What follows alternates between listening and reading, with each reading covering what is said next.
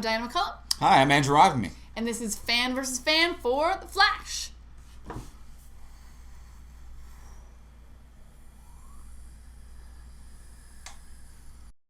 Can't figure you out, Barry Allen. That's because I work hard to hide who I really am.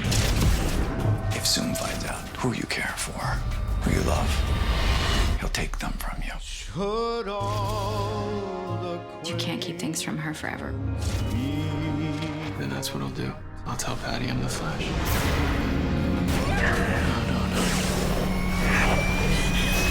The Flash. All new episodes return Tuesday, January 19th on the CW. All right, so on tonight's episode of The Flash, we see Turtle slowing everything down, except for Wally West, where we see him speeding up. So we've got car chases, we've got slow Barry, and saddest thing of all, we got Patty taking off. Go ahead, Patty. Well, let's get into what we like though. Let's talk pros about tonight's episode. All right, pros. What was good about tonight's episode? Diana, give it to us. What'd you like? All right, this won't take long. Short pro section tonight, I think. Slow episode, things, pros short. My pro, really the only thing I loved, man, Patty and her guns. Yeah. I love that she has a history of shooting everything, and I love that at the drop of a dime, she's just like, gun out. She shoots first and asks questions later. That And is she has so many questions, and nobody ever answers them. Right. But, because, like, she had, at that party, she had a clutch purse that was, like, this big. And then she pulled out a huge gun. Yeah. I mean, like a reasonable size gun, but not a like gun. one of those little, like, purse guns. It's a clutch purse. It was a tiny purse. She had no ID or money on her that evening. No. She just had a clutch purse with a gun, and I love that about it. And then, so I think Turtle took that gun, and Yeah. then she had a second gun at home. She had a house gun. You need to have a house gun. and then when Barry showed up and like found bullets on the ground and assumed she was kidnapped, I was like, how do you not just think she shoots things? That's clearly what Patty does in her free time. She was opening a jar of pickles. Like, I love pickles. Pow, pow, pow, pow. Patty, she's a champion. Patty is basically that episode of Simpsons where Homer gets a gun and Yeah. uses it for everything. That's Patty's life. That was Patty's life inspiration. She What got I love one is episode of Simpsons. I love the idea of Patty's life that before Patty joined the Metahuman Task Force, she must have been under so many internal affairs investigations, because at no point does she ever first announce that she is a cop or say freeze. There are so many instances of like, this shouldn't be happening, pow, pow, pow, pow, pow. And then like she must have been under investigation every other week. This explains so much of why she wanted to fight metahumans, because Yeah. no one blames you if you shoot a metahuman first. You see a king shark and you start firing, no questions asked. She was shooting too many civilians. A coworker once, guess who? Her, and she just shot him to death immediately. People are dead. You don't sneak up on This Patty's is why Pivot. she changes cities every 4 months. She's like, I gotta go to a new city. I've shot too many people. Yeah. Anyway, Sloppy police work. So that was super fun. That was like the only pro I have though. So what about you? Well, I agree with you on that. I have always loved that about Patty. It's a fun character trait that like she gets it done. But my pro for this episode, I will say I did really like the performance of Turtle, of Aaron, the actor's name, Douglas. Aaron Douglas. There we go. Aaron Douglas, I think, actually did a really good performance of Turtle. I think it was unfortunate that we didn't get to hear Turtle speak a full sentence until the third act of the show. Like, it really would have helped with the build of a villain if we allowed the villain to talk or lay out intentions prior, rather than just giving us the power. I think visually it was a very poorly designed villain. I think anyone wearing like a shiny down jacket is not intimidating. Like, you're soft and puffy and you look sparkly. Like, these are all things that I do not associate with intimidation. And when he took off his down jacket, he had a down vest as well. I'm like, how cold are you, dude? But like, This is your pro. But no, aside from all that, aside from the unfortunate wardrobe, aside from the fact that he didn't get dialogue until the third act of the episode, which was unfortunate, when he did speak, I enjoyed his cadence, I enjoyed his rhythm. I thought that he portrayed who that character was very well. Like that slow pacing that he chose in his cadence, it was deliberate and cautious. and fearful and causing fear, I think, without being too zany and like, oh, I am a turtle. Yeah, it would have been really easy to go over the top with this. Yeah, it was deliberate, and I think that had power to it. Okay. So in a bad character, in a bad episode, with a bad costume, I think that he brought everything for that up a little bit, and that's entirely on his choices as an actor. Okay, I didn't think he did bad.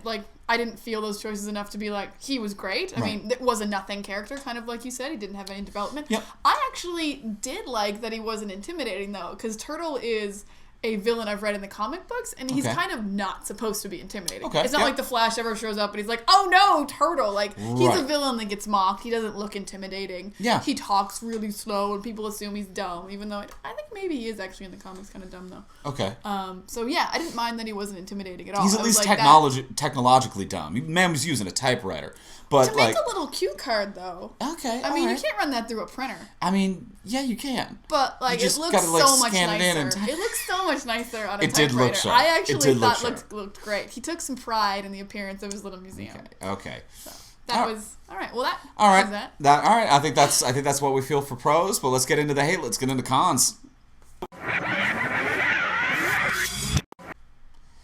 All right, what didn't we like about this episode? So, I mean, I flat out did not like Turtle's costume, so we already got into that a little bit, but what didn't you like about this week's episode? I really don't like what they're doing with Wally. So this isn't so much an episode thing as, where they're clearly taking this character. Yeah. So they're doing, New 52, Wally West, clearly. So not just because he's black, but Wally got, a new backstory in the New 52. Yeah.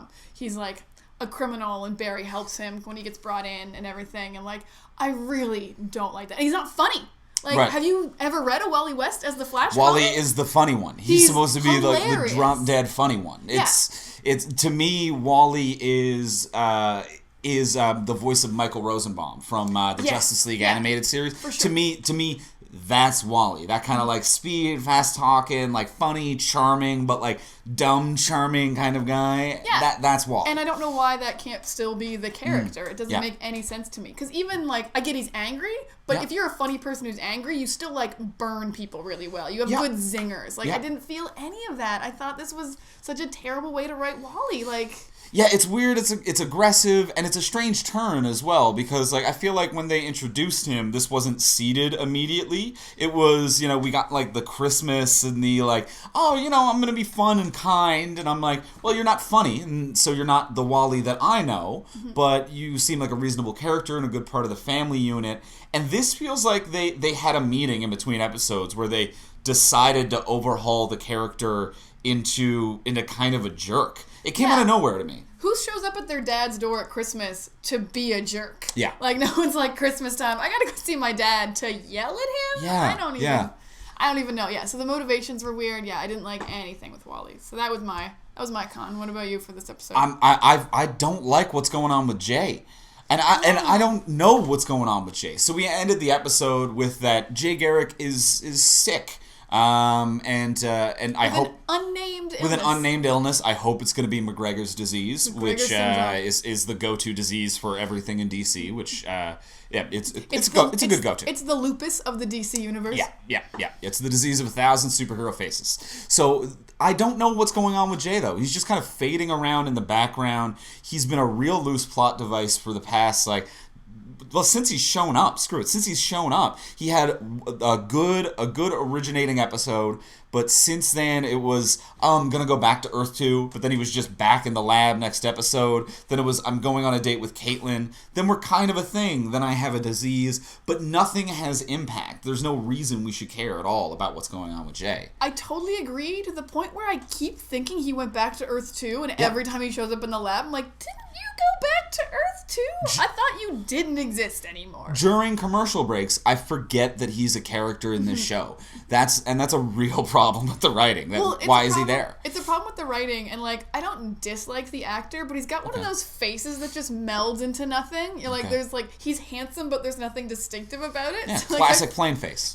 Yeah, you draw a portrait of him and then forget it happened. Right. Like an appealing paint color on a wall. You're like, that is completely bland and forgettable, but it looks nice somehow. It doesn't offend it's just me. It's just there. Yeah. So I totally agree. Jay doesn't do anything for me. Yeah. An unnamed unnamed sickness, I'm not going to be worried about that.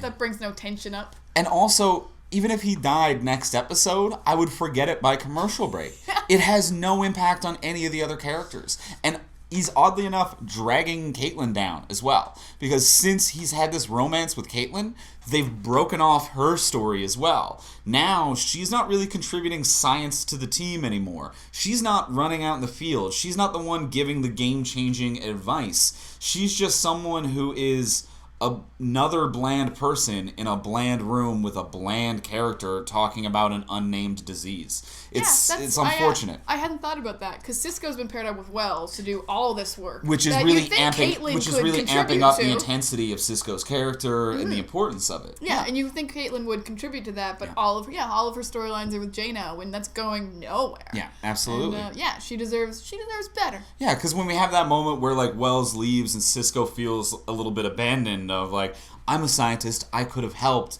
Why are you not asking me to go help with you? And then he kind of leaves the room sad. And then Caitlin, an equivalent scientist, Caitlin is just there being like, champagne? Like, it's just so... This is what I care about now. It's so meaningless. Yeah. They've dumbed down her character because they have nowhere to put Jay, and they just got to put Jay on Earth 2. Get rid of it from the show. I agree. Yeah. And another quick con I want to throw out. What was going on with that food? Why?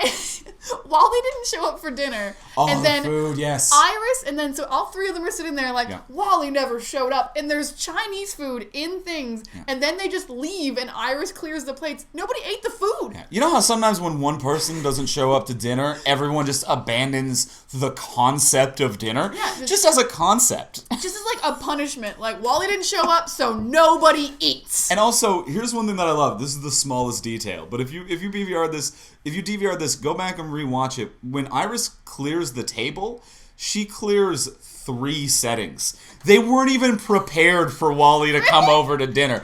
It's 3 plates, 3 napkins, 3 cutlery sets. They were going to invite him over for Wally to watch them have dinner, I think. So, Wally, maybe you should skip out on this family. Who knows They're cold what's as going ice. on with the Wests. All right, so that's some of the cons of tonight's episodes. Let's talk about Easter eggs.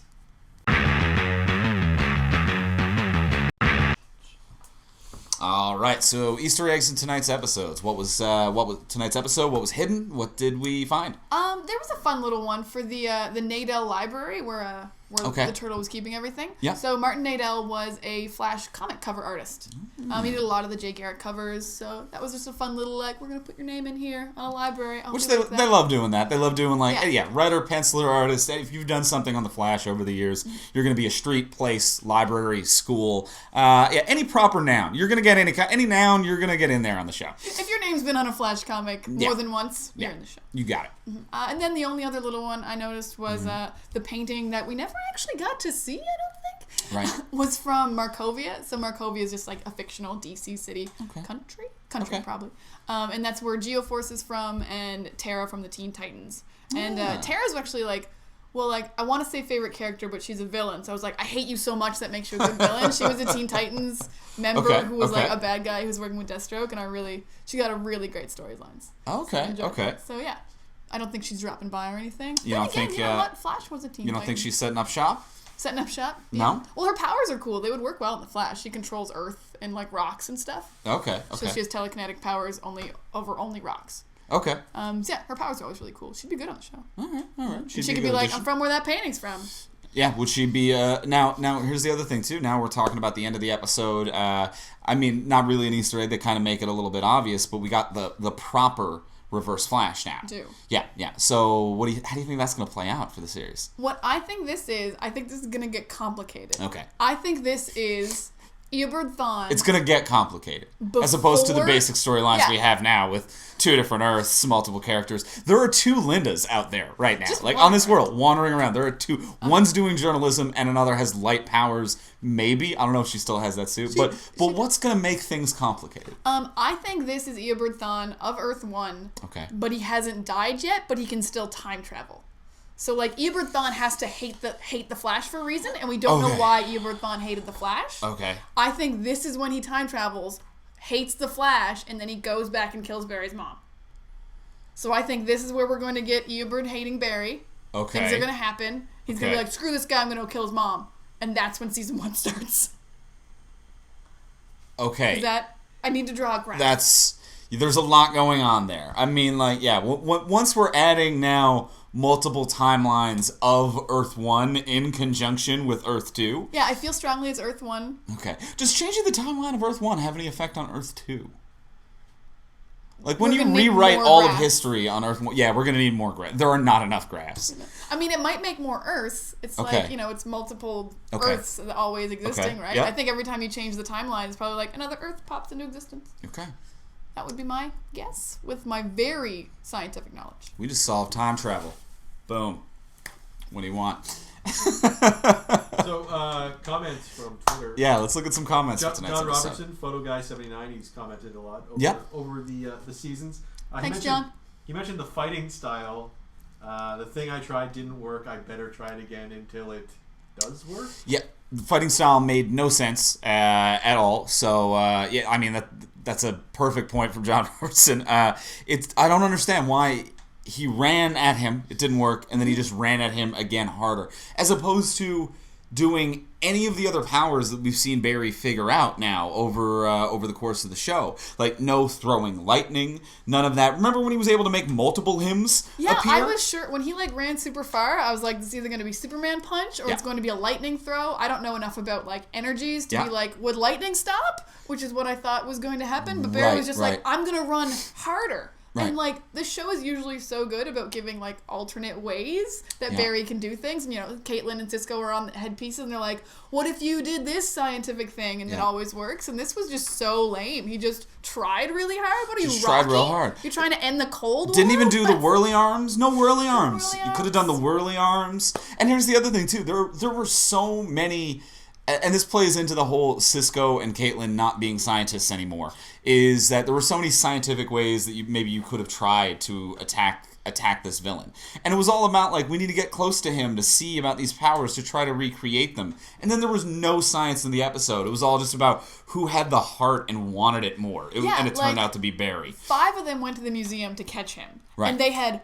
no plan. It wasn't like they set up a net. They didn't set up sensors. They were all just like, well, I'll go and be slow together at the museum when he robs it. Like, they knew he was going to be there. They could have put, like, I don't know, a force field? And anything? Also, like, he seems to rob people of kinetic energies, but the laws of gravity still apply. So, like, the chandelier will fall down, or the bullets fall to the earth, even though they lose all forward kinetic energy. So why didn't anyone just try to attack him from above? Like, I was like, immediately, I'm like, well, that's how you attack him. You whirly arm and get above him. There's something like, he can't cancel out gravity for some reason. But no, it was just trying harder. It's a weird episode, guys. It was a weird, slow episode. It was a weird episode, but we're hoping for better next week. But even aside from next week, you know what? It's going to be a good week for superheroes all around. Because Thursday, we have the premiere of Legends of Tomorrow. Starring Captain Cold? Yep. Other people are in Diana's excited about Captain Cold, but we're gonna do a special episode of Fan versus Fan for Legends of Tomorrow. So to be sure to check out Legends of Tomorrow this Thursday and look for our episode of Fan versus Fan on Legends of Tomorrow to see what we think about that show, see what its potential is gonna be, and then just tune back in next week and tweet along with us, Fan v Fan, talk about more Flash. And you can follow Dorkshelf on Twitter at Dorkshelf. Yeah, and also be sure to subscribe to the channel, which you'll see underneath here. Yeah. Yeah. We'll see you next week. Yeah, I'm Andrew Ivimey. I'm Diana McCallum. Later. Kicked him out.